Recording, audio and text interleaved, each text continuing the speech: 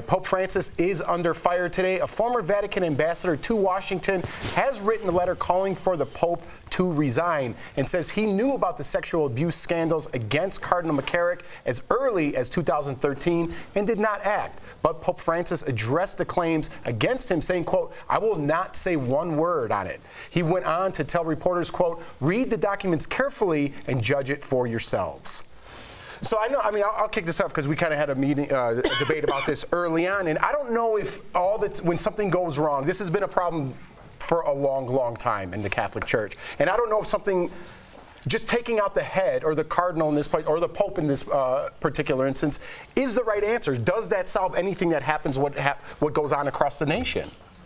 I think that what's happened is you have such a corrupt institution. And when it really comes down to it, let's go biblical because it seems the appropriate time to do that. Proverbs 28:13. You will never succeed in life by covering up your sins. You must confess them, you must rid yourself of them, and God will show mercy on you.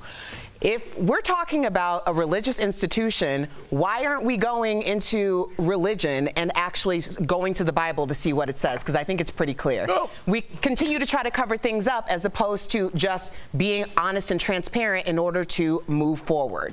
Instead of the Bible, why don't we go to the cops? I think seeing a couple people hauled off to jail on the front page of the newspaper on your news feed might put the fear of God into some people. I don't know why we're having a pleasant chit chat and the Pope can decide whether he's going to respond. I think there needs to be investigators going through all their documents. There need to be some indictments handed down, and once these people start going to jail, I think we'll see a little change. There is a problem with that, Al, and that's jurisdiction. And I hate to get legal on you, but the Vatican is an enclosed county. It has its own police. It has its own law. It literally is run by the Pope. So in order to get the police involved, I agree with you. What he's saying here is, I told you in 2013 about a letter. If that's true, that has legal consequences if the Pope knew. But because it's so well insulated that it's hard to actually infiltrate the Vatican. So at some point, someone, whether it be the Pope or not, needs to say there needs to be an opening for us to get in there because no one and is we're regulating. Depending on the people raping children to give us that opening.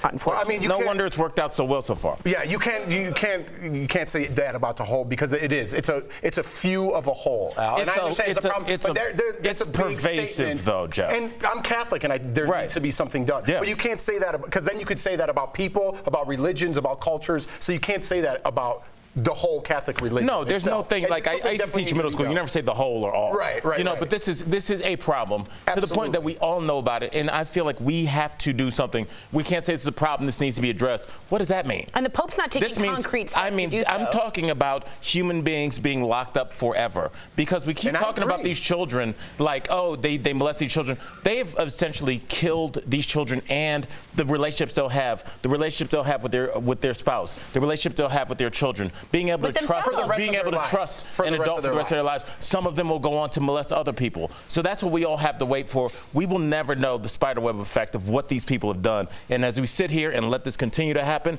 they're doing it right now. Somewhere in the country, somewhere in the world, this is happening right now while we sit here and sip our coffee and say something must be done. Again, just like the gun thing, we do nothing, we sit back, and at the end of our lives, this will be our report card. What did our generation do? What did us 40, 50-year-olds, we did nothing. I think each person needs to worry about themselves and be more proactive in their own lives and their community. That's what I think needs to be done. People need to stop waiting on other people to do something, and people need to be proactive themselves. Yes, sir.